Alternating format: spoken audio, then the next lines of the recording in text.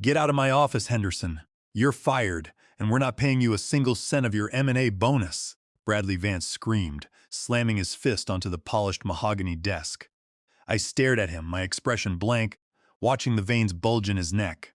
Beside him, CFO Gerald Brooks shifted in his chair, refusing to meet my eyes. I didn't yell. I didn't beg. I simply reached forward, picked up my leather briefcase, and stood up.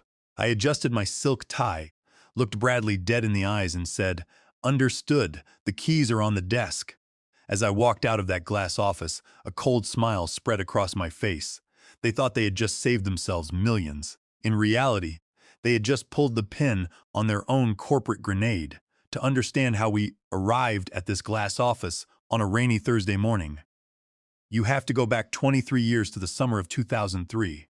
I was 28 years old, fresh out of corporate law and armed with the obsession for financial structures. That was the year I joined Vance Capital Partners as a junior associate. Back then, the firm wasn't the mid-market powerhouse it is today. It was just Howard Vance, a brilliant but disorganized dealmaker, two small offices in Wilmington, Delaware, and a mountain of ambition. Howard was 68 now, but back then, he was in his prime. He saw something in me. I became his workhorse. I spent the next 2 decades living on cold coffee, stale airport sandwiches, and 300-page due diligence folders. I built our proprietary valuation models from scratch. I negotiated our credit facilities, established relationships with the major private equity houses in New York, and closed 42 acquisitions that turned Howard's modest firm into a local empire. By the time 2024 rolled around, Howard's health began to decline. His doctor told him to walk away before his heart gave out.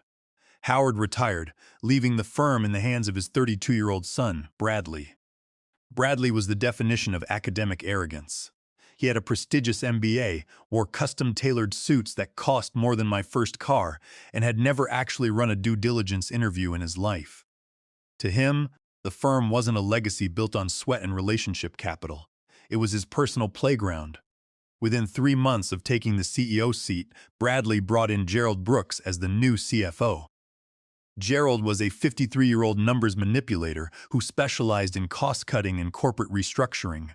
Together, they looked at the senior partners who had built the firm as expensive relics of a bygone era. The tension started immediately. Bradley wanted to pivot from our traditional, cash-flowing industrial portfolio to high-risk, debt-fueled tech acquisitions.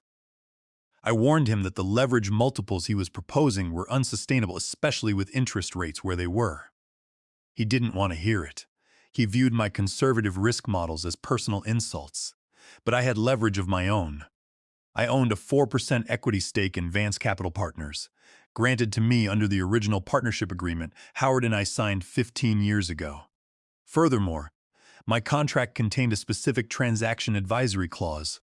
For any mergers and acquisitions where I served as the lead negotiator, I was entitled to a 0.75% advisory fee based on the gross transaction value. In early 2026, the opportunity of a lifetime landed on our desks. Apex Global Holdings, a massive corporate conglomerate, wanted to acquire Vance Capital Partners for $450 million. The transaction would absorb our entire portfolio, including our proprietary logistics tracking platform that I had spent 5 years integrating. It was a massive deal, the crowning achievement of my 23-year career. Under my contract, that $450 million price tag meant a transactional advisory fee of $3.375 million paid directly to me upon closing. Combined with my 4% equity stake, which was valued at $18 million, I was looking at a $21 million retirement package. I took the lead on the negotiations. For 6 months, I practically lived in conference rooms, hammering out the terms with Roger Campbell, the 48-year-old lead representative for Apex Global. Roger was a seasoned corporate operator who respected my thoroughness. We drafted a comprehensive letter of intent. I ensured that the technical integration plans were airtight and that our intellectual property was fully protected during the transition. But as the closing date in August approached, I noticed a shift in Bradley and Gerald's behavior. They started excluding me from the late-night strategy calls. I noticed unusual activity on our internal share registry. Gerald had drafted a board resolution to issue a massive block of new Class B common shares to Bradley and himself, under the guise of an executive incentive plan. It was a classic dilutive maneuver, designed to shrink my 4% equity stake down to less than 1% before the acquisition finalized. I confronted Gerald in his office. He gave me a slippery smile, claiming the dilution was standard practice to align executive interests before a merger. I knew it was a lie. Bradley wanted me gone, but he also wanted to avoid paying my $3.375 million M&A fee. They figured if they could find a way to fire me for cause, before the board voted on the final acquisition contract, they could void my transactional advisory fee and force a cheap buyout of my diluted shares. What Bradley and Gerald failed to realize was that I had spent 23 years drafting corporate charters. I knew every comma, every semicolon, and every hidden trap in the Vance Capital Partners operating agreement. I also knew the exact legal vulnerabilities of the Apex Global transaction. While they were busy plotting my exit and whispering in the hallways, I was quietly reviewing the documents, preparing a defensive mechanism that would protect my life's work. I didn't make a scene. I went to work every day, drank my black coffee, and waited for them to make their move. I knew Bradley's greed would eventually blind him. I just needed him to take the bait. Let him think he was the chess master, while he was actually walking straight into a legal checkmate. As the rain continued to beat against the windows of our Wilmington office, I prepared the files. The board meeting was scheduled for the following Thursday. The trap was set, but it wasn't mine. It was theirs, and they were about to step right into it. The confrontation happened on a Thursday morning, exactly 7 days before the scheduled board vote on the Apex Global acquisition. I was sitting at my desk, reviewing the final disclosure schedules, when Gerald's assistant knocked on my door. She looked pale. She told me Bradley wanted to see me in the main boardroom immediately, and that Gerald was already there. I knew what was coming. I stood up, took my notepad and a black pen, and walked down the long carpeted hallway. When I entered the boardroom, the atmosphere was freezing. Bradley was pacing near the floor-to-ceiling windows, his hands shoved deep into his pockets. Gerald was seated at the head of the massive quartz conference table, a thick blue folder open in front of him. There was no greeting. Bradley didn't even look at me. He just gestured for me to sit. Gerald cleared his throat and slid a document across the table. It was a formal accusation of fiduciary breach and conflict of interest. The allegation was laughably thin. They claimed that during my negotiations with Roger Campbell of Apex Global, I had shared proprietary valuation data regarding our logistics platform without proper authorization, thereby compromising the firm's negotiating position. It was a complete fabrication. Every document shared with Roger had been logged, encrypted, and approved through our secure virtual data room. Bradley stopped pacing and leaned over the table, glaring at me. "We have the logs, William," he said, his voice dripping with condescension. "You've been playing double agent, trying to sweeten the deal for your buddies at Apex so you can secure a cozy advisory role with them after the merger. You've violated your fiduciary duties to this firm." I looked down at the document, then back up at him. "Bradley, this is completely false. Every file transfer was executed under the mutual non-disclosure agreement and logged by our IT compliance officer. I have the signed authorization forms in my files. The IT officer reports to me now, William," Bradley sneered, a triumphant grin spreading across his face. "And those files are currently locked on your company-issued laptop, which has just been deactivated. You're done here.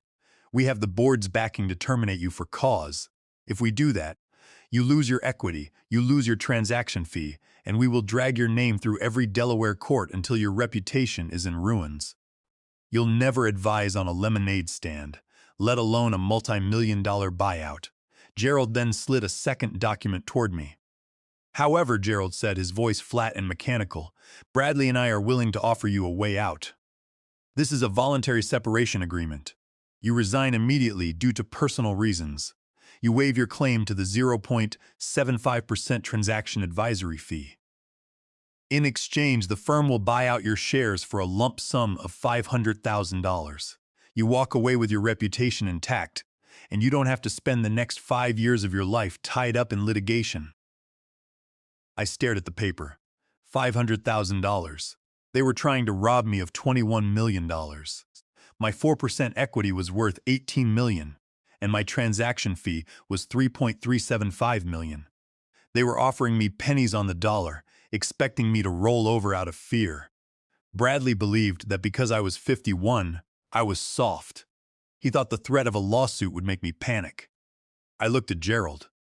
I noticed the slight tremor in his hand as he adjusted his glasses. He knew this was illegal, but he was too greedy to care. Bradley had promised him a massive piece of the pie once I was out of the way.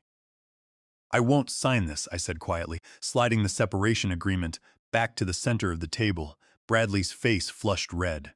He slammed his hand on the table. "You don't have a choice, old man. The industry has passed you by. You've been coasting on my father's legacy for years, pulling in millions while we do the heavy lifting.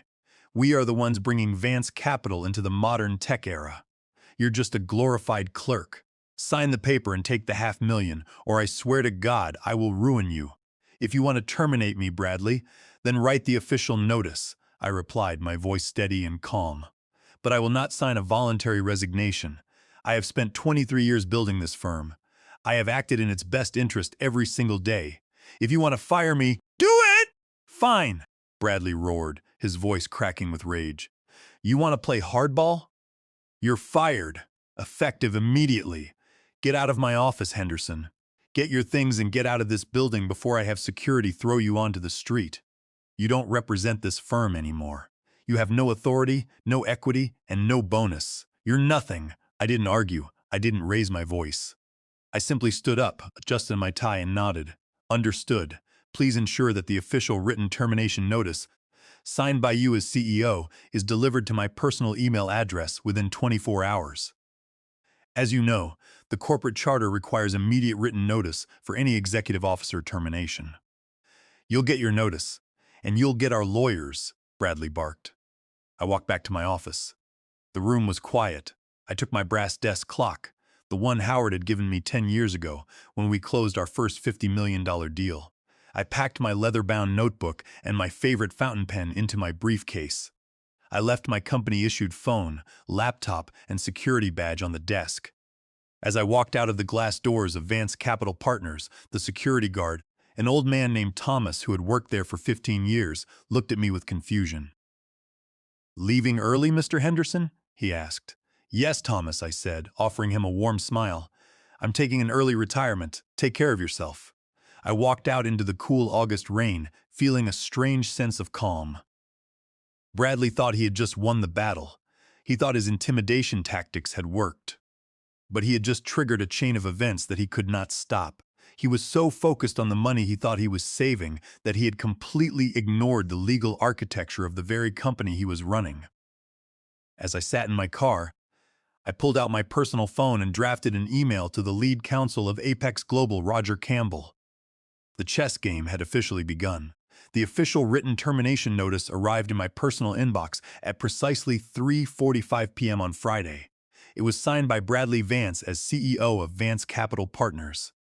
The letter stated that I was terminated for cause, effective immediately, citing a breach of fiduciary duty. I stared at the digital signature, feeling a wave of satisfaction. Bradley was so eager to lock me out that he had rushed to put his signature on a document that would become his financial death warrant.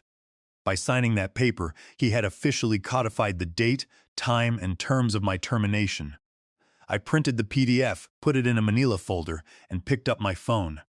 My first call was to Eleanor Vance. Eleanor was 61, Howard's younger sister, and an independent board director who owned 15% of Vance Capital Partners. She had always been the voice of reason on the board, a sharp business mind who despised Bradley's reckless behavior. When she answered, I could hear the worry in her voice. "William, I just heard from Bradley," Eleanor said, sighing. "He told the board that you resigned just due to sudden health issues and that you waived your transaction fee in exchange for a retirement package. I knew it sounded like garbage. What happened?" "I was fired, Eleanor," I said calmly. "Bradley and Gerald fabricated a conflict of interest claim, threatened to destroy my reputation, and tried to force me to sign a voluntary resignation for $500,000. When I refused, Bradley terminated me on the spot. I just received the signed notice. There was a long silence on the line. I could hear Eleanor's breathing tighten. He did what? That idiot. He has no idea what he's done. Howard is going to be devastated when he finds out. We need to act quickly, Eleanor, I continued. I am sending you the signed termination notice and the draft of the separation agreement they tried to force me to sign. I want you to call an emergency board meeting for Monday morning. Do not tell Bradley or Gerald the real reason. Just tell them we need to discuss the final closing conditions for the Apex Global deal.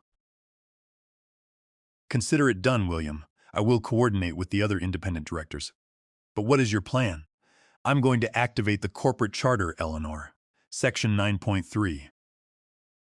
After hanging up, I opened the digital copy of the Vance Capital Partners corporate charter, a document I had helped draft 15 years ago. I scrolled down to Section 9.3, the Executive Shareholder Redemption Clause. It was a protection mechanism Howard and I had put in place to prevent future hostile takeovers or internal coups. The clause was simple. If any partner holding more than 3% equity was terminated without cause, the company was legally obligated to repurchase their shares within 5 business days. The valuation for this forced buyout was not based on the current market value or the pending acquisition price. It was determined by a strict formula. 3 times the company's trailing 12 months revenue. Our TTM revenue for the past year was $80 million. 3 times 80 million was $240 million. My 4% stake of that valuation was $9.6 million. But there was a crucial subclause that I had added myself years ago. If the termination occurred during an active mergers and acquisitions transaction and was done in bad faith or without a unanimous board vote, the valuation was subject to a double multiplier breach penalty. That meant the company was obligated to pay me 2 times the redemption value. Instead of $9.6 million, Vance Capital Partners owed me $19.2 million. And under Section 9.3, that entire sum had to be paid in cash within 5 business days of the written termination notice. If the firm defaulted on this payment, the charter granted the departing partner the legal right to place the company into receivership, seizing its operational assets, including our proprietary logistics tracking platform. I drafted a formal demand letter. I detailed the calculations, cited Section 9.3, and attached the signed termination notice. I stated that if $19.2 million was not wired to my bank account by 5:30 p.m. on the following Friday, I would file a petition for receivership in the Delaware Court of Chancery. Next, I dialed Roger Campbell, the lead representative for Apex Global. Rajar answered on the second ring. William, I was just about to call you. Gerald Brooks sent over some revised disclosure schedules, but they didn't have your signature. What's going on? Roger, I have been terminated from Vance Capital Partners, I said directly. Bradley Vance fired me yesterday afternoon. There was a sharp intake of breath. He fired you right before closing. Is he insane? Our entire investment thesis is built on your team's transition plan. We don't know anything about the operational logistics of that platform without you. I know, Roger. Which brings me to Article 11.2 of the Letter of Intent. Article 11.2 was the keyman clause. During the negotiations, Roger and I had agreed that the acquisition was contingent upon my active participation as the lead M&A transition officer for a minimum of 12 months post-close. The clause stated that if the designated keyman, myself, was terminated, resigned, or became unable to perform his duties prior to the closing date, Apex Global had the absolute right to withdraw from the transaction without penalty. Furthermore, if the seller failed to disclose this material change immediately, they would be liable for a $22.5 million breakup fee for breach of representation. Bradley hasn't told you because he's trying to hide it until the contract is signed, I said. He wants to push the deal through, collect the $450 million, and deal with the fallout later.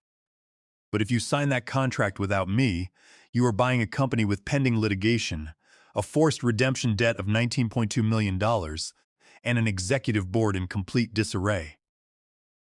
Thank you for the heads up, William, Roger said, his voice turning cold and professional. "We are suspending the transaction immediately. I will have our legal team draft the formal notice of transaction freeze. Bradley Vance is about to learn a very expensive lesson about contract law." I hung up the phone and looked out the window. The rain had stopped, and the sun was beginning to break through the clouds. I sent the email containing the demand letter to Bradley, Gerald, and the entire board of directors. I closed my eyes and leaned back. The fuse was lit. By Monday morning, Bradley's shiny corporate world was going to start burning. By Monday morning, the panic inside Vance Capital Partners was absolute. I woke up at 7 a.m. to a barrage of notifications on my personal phone. There were 14 missed calls from Bradley, 6 from Gerald, and a dozen emails from the firm's general counsel. I didn't answer a single one. Instead, I poured myself a cup of black coffee and sat on my porch, enjoying the quiet morning air. The emergency board meeting Eleanor had scheduled was set for 10 a.m. I knew exactly what they were facing. At 8 a.m., Roger Campbell had officially delivered Apex Global's transaction freeze notice to Bradley's office. The notice was brutal. It stated that Apex Global was suspending the $450 million acquisition indefinitely due to a material breach of representation. They cited the termination of the designated keyman, William Henderson, and the failure of Vance Capital's management to disclose this change. Apex Global didn't just freeze the deal. They also demanded the immediate payment of the $22.5 million breakup fee stipulated in the letter of intent. To make matters worse, Bradley's recent tech acquisitions had left the firm heavily leveraged. We had a $45 million revolving line of credit with a major bank in Wilmington.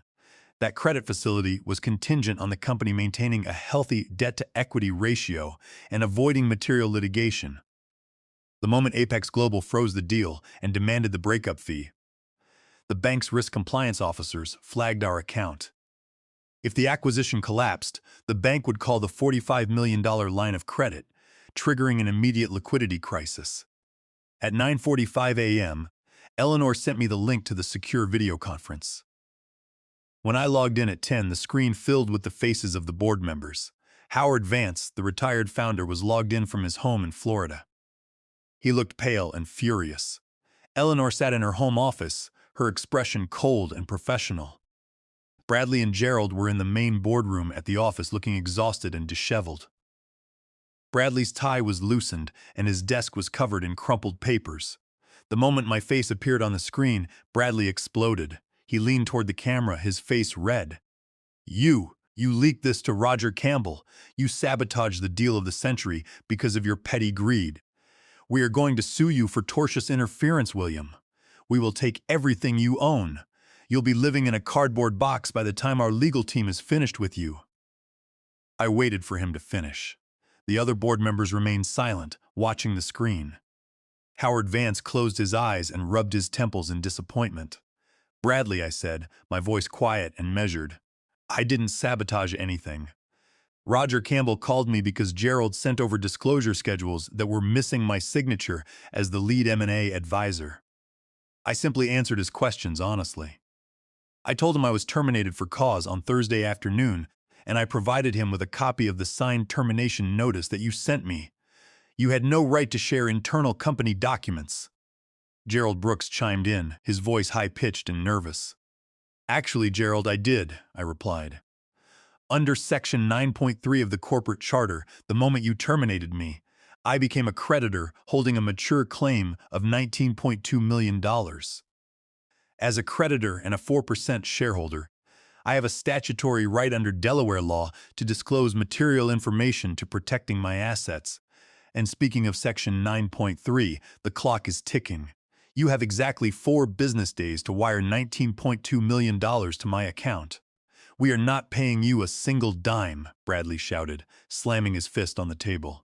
"That clause is ancient. We diluted your shares, and we fired you for cause. You breached your contract first." Eleanor Vance leaned forward, her voice cutting through the noise like ice. "Shut up, Bradley," she said. Bradley froze, looking at his aunt in disbelief. "William's contract is airtight," Eleanor said, looking at the other board directors. "I have spent the weekend reviewing the documents with independent counsel. The conflict of interest allegations you fabricated against William are completely baseless. The IT logs show 0 unauthorized transfers. You fired our lead advisor, lost a $450 million deal, triggered a $22.5 million break fee, and now you have put this firm in a position where we owe William $19.2 million in cash by Friday. If we don't pay, he will file a receivership petition in the Court of Chancery. Do you know what that means, Bradley? Bradley swallowed hard, his arrogance finally beginning to crack. We can fight it in court. No, we can't, Gerald Brooks muttered. Sinking back into his leather chair, he looked defeated. Bradley, if William files the petition, the banks will call our line of credit immediately. We don't have the cash to pay the $45 million debt and William's $19.2 million. The firm will enter involuntary bankruptcy. The court will appoint a receiver, strip us of our management authority, and liquidate our assets. We will lose everything. Howard Vance finally spoke, his voice raspy but authoritative. Bradley, you have destroyed this company in 2 years. You and Gerald have lied to the board, violated our charter, and tried to steal from the man who helped me build this firm. I am voting with Eleanor to remove you as CEO immediately. Bradley stared at his father, his mouth open. Dad, you can't do this to me. It's already done, Bradley, Eleanor said. The board is taking control, William. How do we fix this? I adjusted my glasses, looking at the panicked faces of the men who had tried to ruin me. It's very simple, I said. We negotiate, but only on my terms. The negotiation took place the following morning at 10 a.m. in the office of our external legal counsel, a neutral ground far from the toxic atmosphere of the Vance Capital headquarters. Bradley and Gerald arrived with their personal attorneys, but they had no cards left to play. Their faces were pale, their posture defeated. The arrogance that had defined Bradley's tenure as CEO had evaporated, replaced by a desperate panic to avoid personal bankruptcy. Eleanor Vance and Howard Vance represented the board. Howard had flown in from Florida overnight, refusing to let his life's work be dragged into receivership by his own son. As we sat around the conference table, I laid out my terms. I didn't raise my voice. I spoke with the calm precision of a man who had already won. Here are the conditions to resolve this dispute and save the company, I began, sliding a single-page settlement agreement across the table. First, Bradley Vance and Gerald Brooks will resign from all executive positions and board seats, effective immediately. They will receive 0 severance, 0 stock options, and will sign a complete release of all claims against the firm. Second, the board will formally rescind the dilutive share issuance from last month, restoring my equity stake to its full 4%. Third, the firm will rescind the termination for cause, reclassifying my exit as a termination without cause. Fourth, in lieu of the Section 9.3 redemption penalty, the firm will pay me my 4% equity valuation based on the original $450 million acquisition price, which is $18 million. Plus my 0.75% M&A advisory fee of $3.375 million. That is a total cash payment of $21,375,000 to be wired to my account upon the closing of the Apex Global transaction. Bradley's attorney looked at the document, then at his client, and gave a slow, defeated nod. He knew they had no choice. If they went to court, William would file for receivership, the firm would collapse, and Bradley would face personal liability for breach of the fiduciary duty of loyalty under Delaware law. And what do you offer in exchange, William? Bradley's lawyer asked. In exchange, I will sign a waiver releasing the firm from the $19.2 million redemption claim under Section 9.3, I replied. Furthermore, I will agree to serve as the lead M&A transition officer for the next 12 months to ensure that the Apex Global acquisition closes smoothly. I will coordinate with Roger Campbell to lift the transaction freeze immediately. Howard Vance looked at his son, then at me. I approve these terms, the old founder said, his voice firm. Eleanor will step in as the interim CEO to oversee the transition. Bradley, Gerald, signed the resignations. Bradley stared at the paper for a long time. The silence in the room was heavy. With a shaking hand, he picked up the pen and signed his name. Gerald followed suit, his signature a messy scrawl of defeat. They stood up and walked out of the room without saying a word. Within 2 hours of their departure, I called Roger Campbell. I informed him that Bradley and Gerald had been removed, that Eleanor Vance was now the interim CEO, and that I was officially back to lead the transition. Roger was relieved. By that afternoon, Apex Global had formally withdrawn its transaction freeze and canceled the breakup fee demand. The acquisition closed on Thursday, exactly on schedule. On Friday morning, I sat at the kitchen table of my home, holding a cup of hot coffee. My phone buzzed with a bank notification. I logged into my account and watched the balance update. The wire transfer from the escrow account had cleared. $21,375,000. The fallout for Bradley and Gerald was swift and severe. Without his executive salary and the expected acquisition windfall, Bradley was forced to sell his luxury penthouse in Wilmington to cover his outstanding debts. He was effectively blacklisted from the Delaware private equity community. No firm would touch a man who had nearly bankrupted his family's legacy out of sheer arrogance. Gerald Brooks faced an internal investigation by the board's audit committee regarding the unauthorized share dilution. Under Delaware General Corporation Law Section 102B7, he could not hide behind corporate indemnification for acts of bad faith. He was forced to return the unauthorized stock options and spent the next year dealing with regulatory inquiries. As for me, I spent the next 12 months helping Eleanor guide the firm's portfolio into the Apex Global system. It was hard work, but it was satisfying. Roger Campbell's team was professional, and the transition went flawlessly. When my 12-month contract expired, I packed my final box and walked out of the Wilmington office for the last time. Today, I live in a quiet beach house in Lewes, Delaware, overlooking the Atlantic Ocean. I spend my mornings walking along the shore and my afternoons reading. Howard Vance occasionally calls me from Florida to chat about the old days. We don't talk about Bradley. Sometimes I look at the brass desk clock sitting on my bookshelf, and I think about that Thursday morning in the glass office. Bradley had thought he could use his power to take what I had spent a lifetime building. He believed that his title gave him the right to ignore the rules. But in the corporate world, titles are temporary. The only thing that truly lasts is the architecture of the contracts you sign. I didn't need to yell, and I didn't need to fight. I had simply written the rules 15 years before he even knew how to play the game. And when the time came, those rules worked exactly as they were designed to.